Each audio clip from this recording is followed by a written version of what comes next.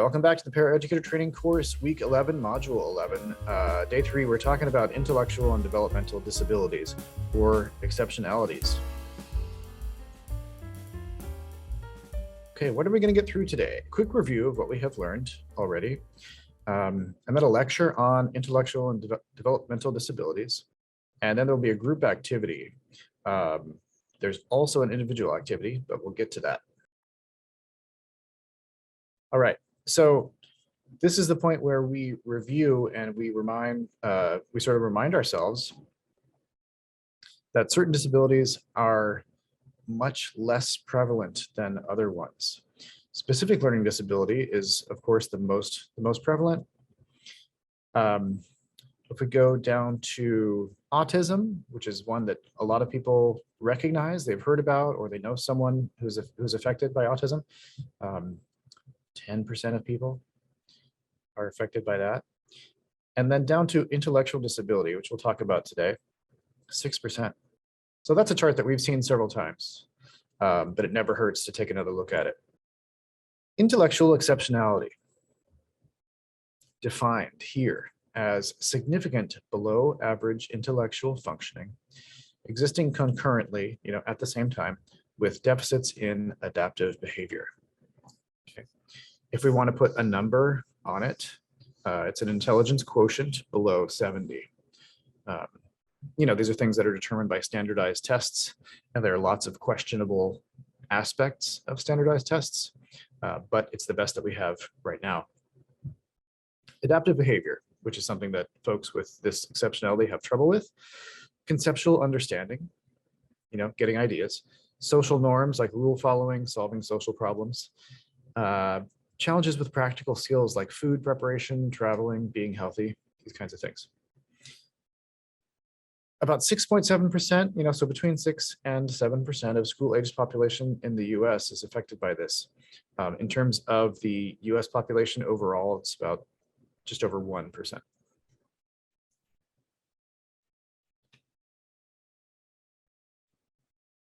The terms that we use to talk about this exceptionality have changed. In 2007, the American Association for Mental Retardation changed its term from mental retardation to intellectual and developmental disabilities. Finally, we can stop using that term. Many terms with negative connotations have been used historically, like imbecile, moron, right, etc. It was hoped that changing the name would not carry a negative connotation. But changing a name doesn't always change negative stereotypes. So you can change your own name, but you can't change the name that others call you.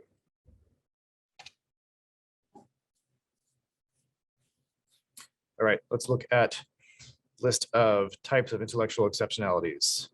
We've got Fragile X syndrome. We're going to talk about all of these more. Fetal alcohol syndrome, Down syndrome, lead poisoning. That one explains itself. And phenylketonuria. This is something that happens when it can be the result of malnutrition or a couple of other things. We'll talk about that today.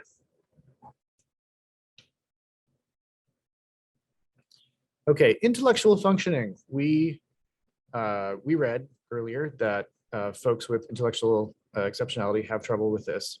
There are 4 levels of intellectual functioning. Mild, IQ of 50 to 69.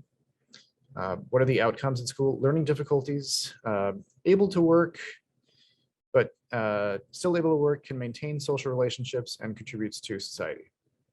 So lots of folks at this level can lead relatively normal lives.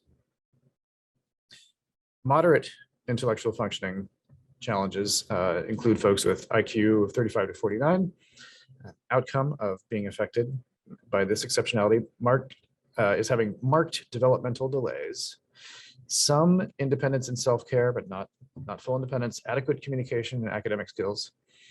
It requires a variety of supports to live and work in the community.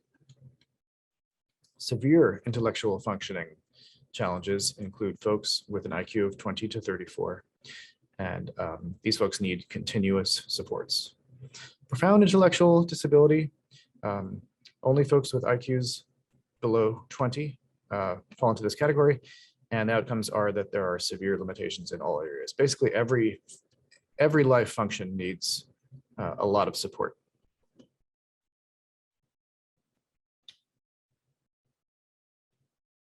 Okay. So I wanted to draw everyone's attention to these types of credentials, because when you're looking for jobs as a paraeducator, often you'll see these categories: mild, moderate, moderate, severe, because frankly, most of the jobs that are advertised are for special education. So it's very likely that many of you will work with special education students, special education served students, if you want to say it that way. The classroom teachers have to have special credentials in order to work with these folks. So if you look at the CTC's website, the Commission on Teacher Credentialing for California, you can see a lot more detail about these. But for now, it's enough to note that if you work as a paraeducator in a classroom that is classified as mild moderate, your classroom teacher will be certified and quite educated in working with those populations, just like they would if it were in a moderate to severe. Okay, this chart that's very hard to read basically charts out everything that we're talking about today. So if you want to refer to it later, you can do that. But I think that over Zoom in this recording here, it's hard to see. You can download the PDF from Canvas and take a close look at this if you'd like to. All right, what are some prenatal causes, some before birth causes for intellectual disabilities?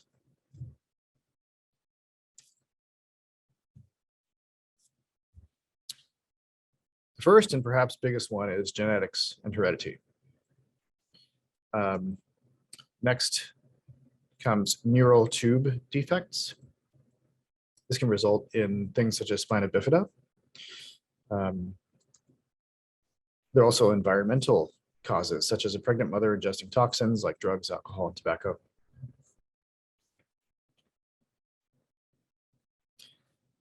Perinatal causes, things that happen during or after birth, include things like this: birth injuries, oxygen deprivation when the umbilical cord gets wrapped around a baby's neck, different types of head trauma during birth, and other types of trauma during birth. There can be all kinds of physical trauma during births.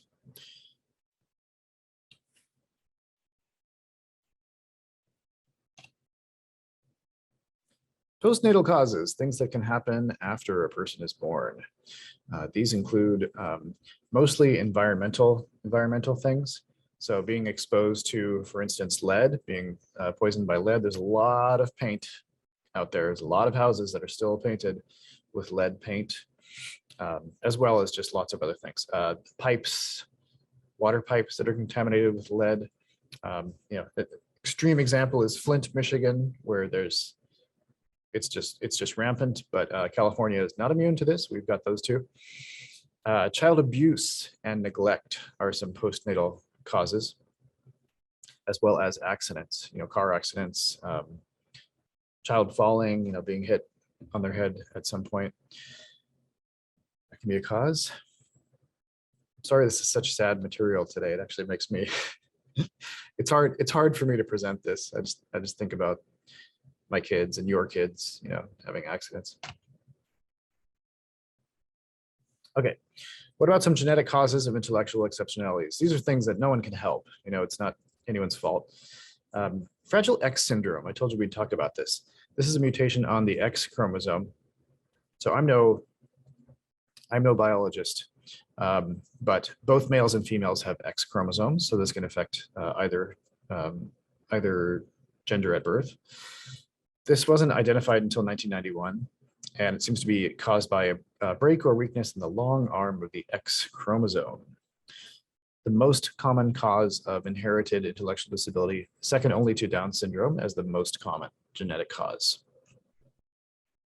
FXS, Fragile X syndrome, is the most common inherited cause of intellectual disability worldwide. It affects 1 in 4,000 males. That should be AFF. I misspelled that. And 1 in 8,000 females. 6% of individuals. There's comorbidity with autism.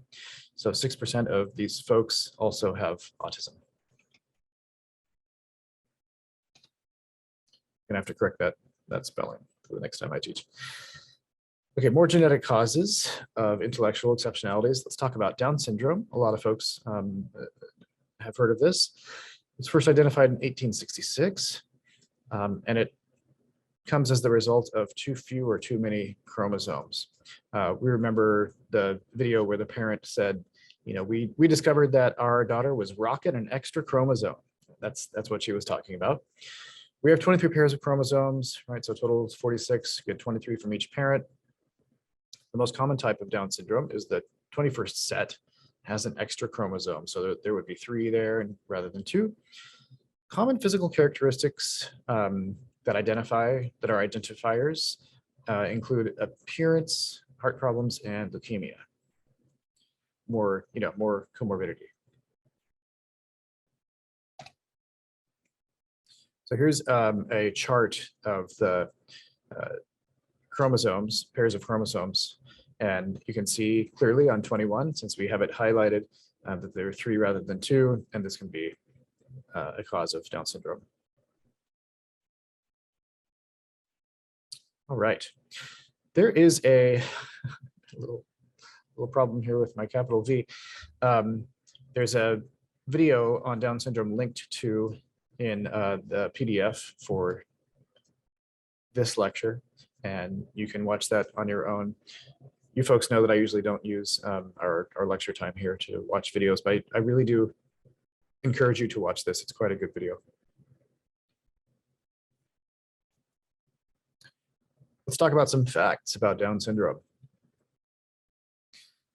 Among humans, it's the most common chromosomal abnormality. It occurs in every 600 to 800 live births, so like one in every 700 about, and is not related to race, nationality, religion, or socioeconomic status. We want to stress that because of misperceptions about that. Genetics are genetics. Humans are just not that different. We may look a little bit different, but the genetic difference is so slight, so slight as to almost be non-existent. You've got brown dogs, you've got black dogs, you've got white dogs. What's the difference? Tiny bit, right? Tiny bit, just like us. While the age of the mother can be a factor, so you've probably heard that the older a person is when they give birth, the more risk there is for having a problem with that birth, especially as concerns disabilities, exceptionalities. 80% of people with Down syndrome are born to parents under the age of 35, with the average age being 26. So that challenges that idea. Down syndrome occurs in males and females evenly. Okay, we have seen that other exceptionalities don't, right? Nothing that a parent did or did not do during the pregnancy causes a baby to have Down syndrome. So this is as much information for us as it is for parents, because sometimes people feel personally responsible, but in fact they are not. Poverty and environment are a factor for other types of IDD, but not for Down syndrome. It just happens. All right, so if we can examine some genetic causes of intellectual disabilities a bit further, we can talk about I'm just going to call it PKU. Okay, it's very hard to pronounce. PKU results from an interaction between genes and the environment. So different,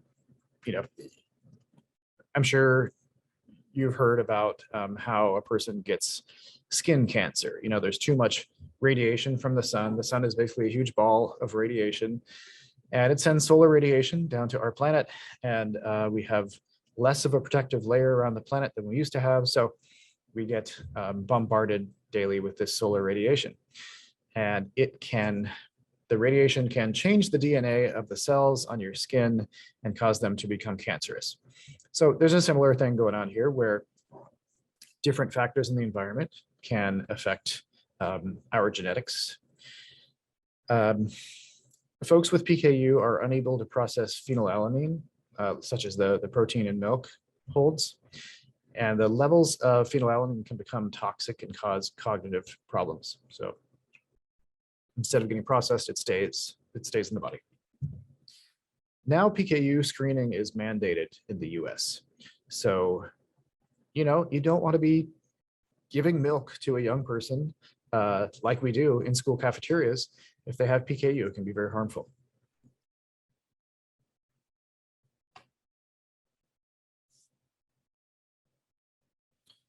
Okay, what about environmental toxins? What's the relationship to intellectual exceptionalities?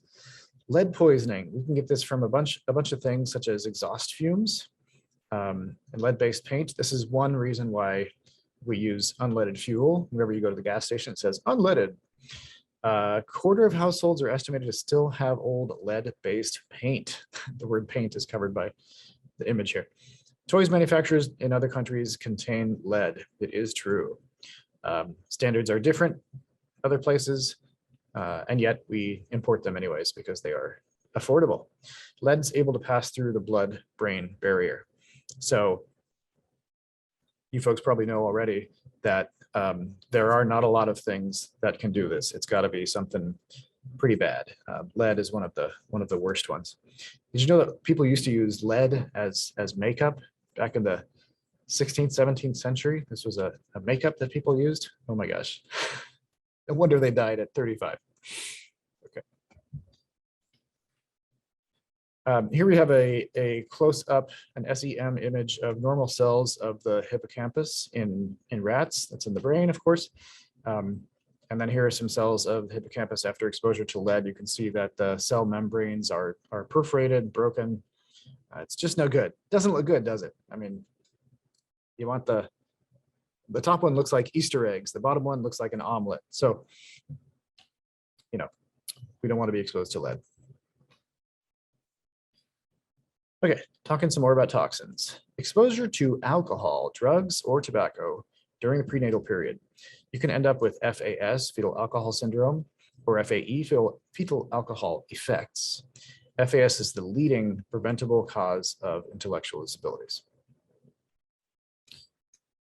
which costs the U.S. taxpayer over $4 billion a year. This number is sort of generated from adding up medical costs that may be absorbed by the public, as well as costs incurred in providing special education services.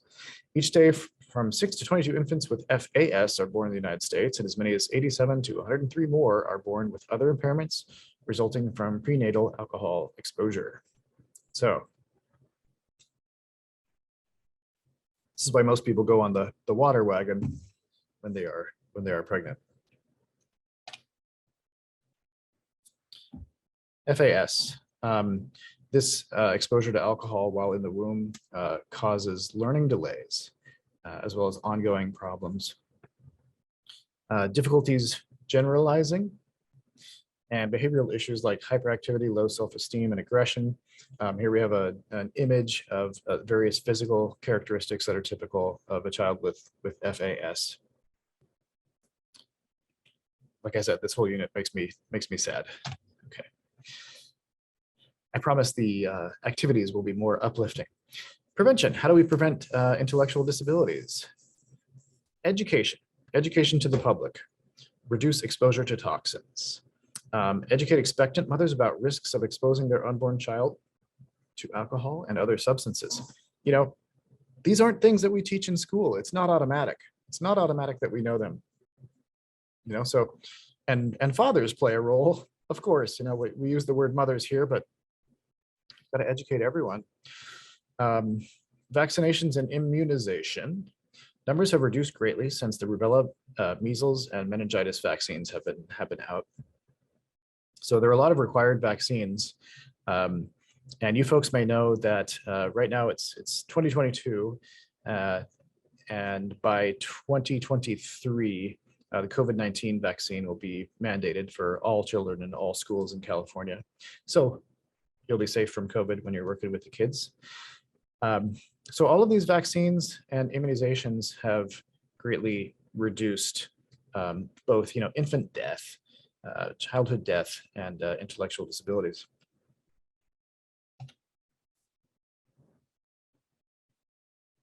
What else? Prenatal care. It's so important. Vitamin supplements and a healthy diet reduce risk factors. Vitamins are something that almost everyone can afford. You can also get them for free sometimes from clinics. 70% of neural tube defects, which we said leads to spina bifida, can be prevented if all women took necessary levels of folic acid and vitamin B.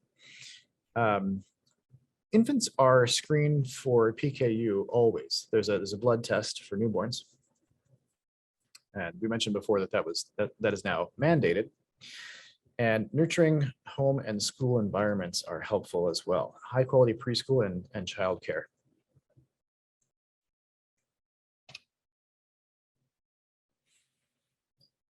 The primary characteristics of intellectual exceptionality that impact learning include memory.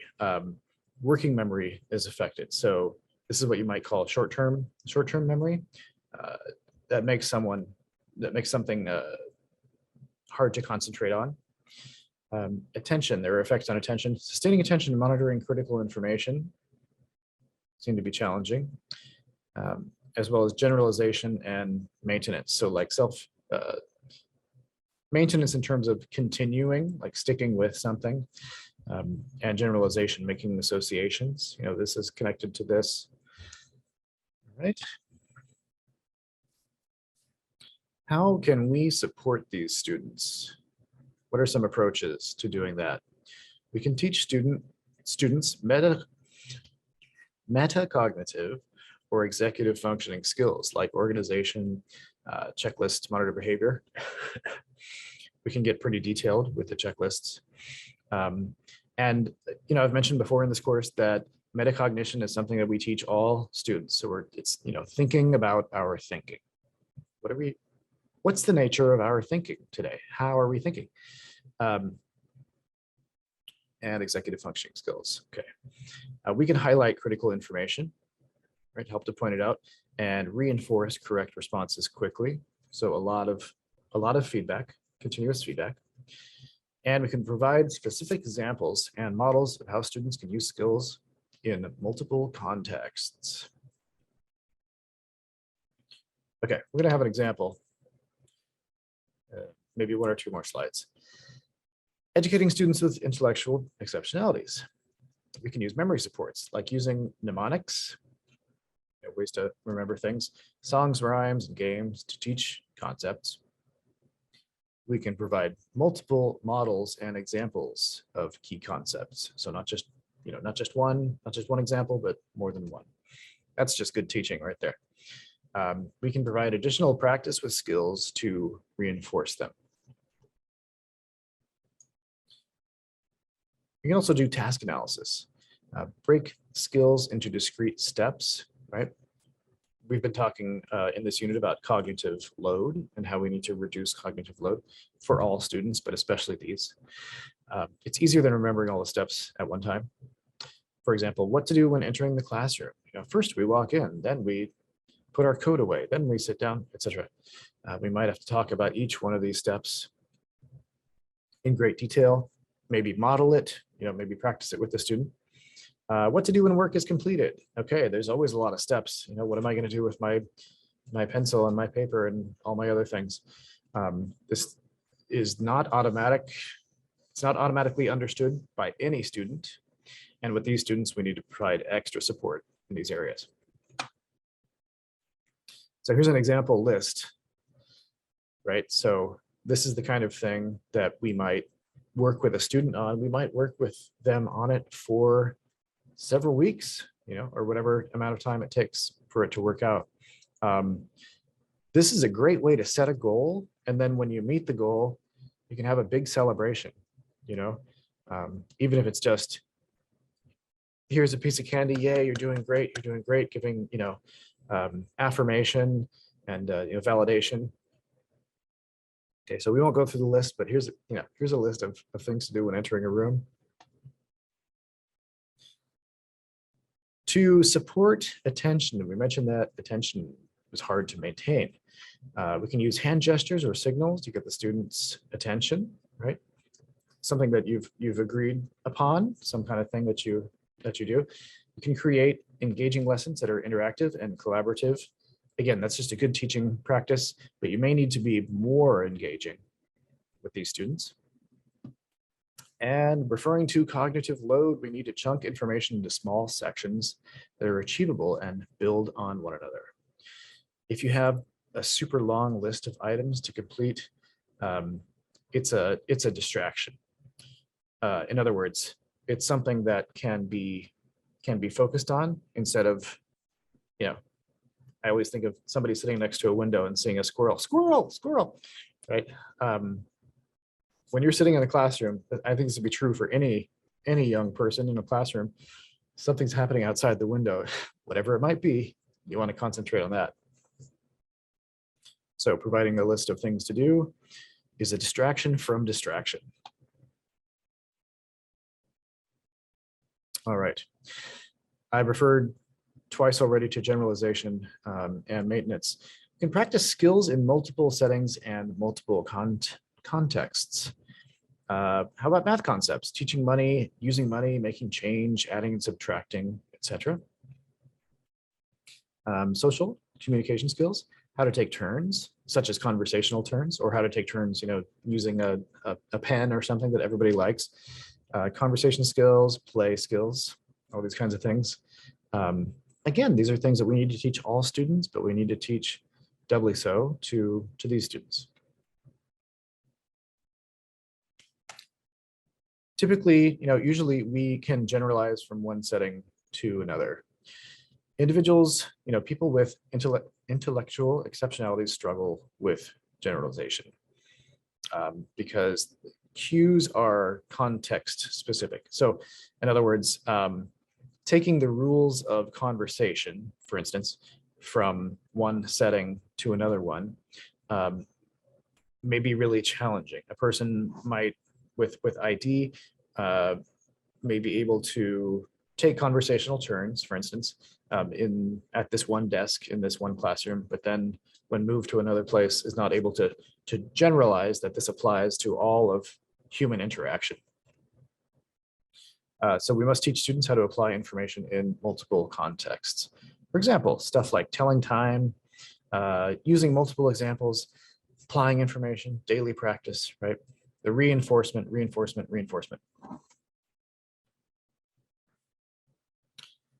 Inclusive practices. What are some things that work? Folks, there is an individual research project that you'll be doing for homework. Follow this link and read the 5 tips. It's a great little article. And ask yourself, what are some specific strategies that the writers identify to help students with a range of exceptionalities? And in this article, what do you find most surprising or interesting? There's an assignment on Canvas that I'd like you to complete.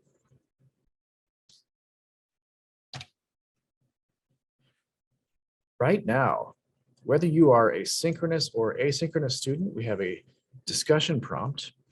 I'd like you to think back over the past 10 modules, 10 to 11 modules, and please share a highlight from our course, something that you'll take away from what we've covered in class. I will compile those and put them into this slideshow for you to refer to later. I also have a slide, 2 slides from now, that contains all of the things that students from last term said. So I'll share that with you after you share yours with me and the rest of the class. Asynchronous students are going to do this in a discussion on Canvas, and synchronous students will participate in a real-time discussion with peers.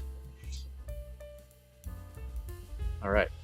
So as I said, this is where I will compile highlights and takeaways from our class that you report.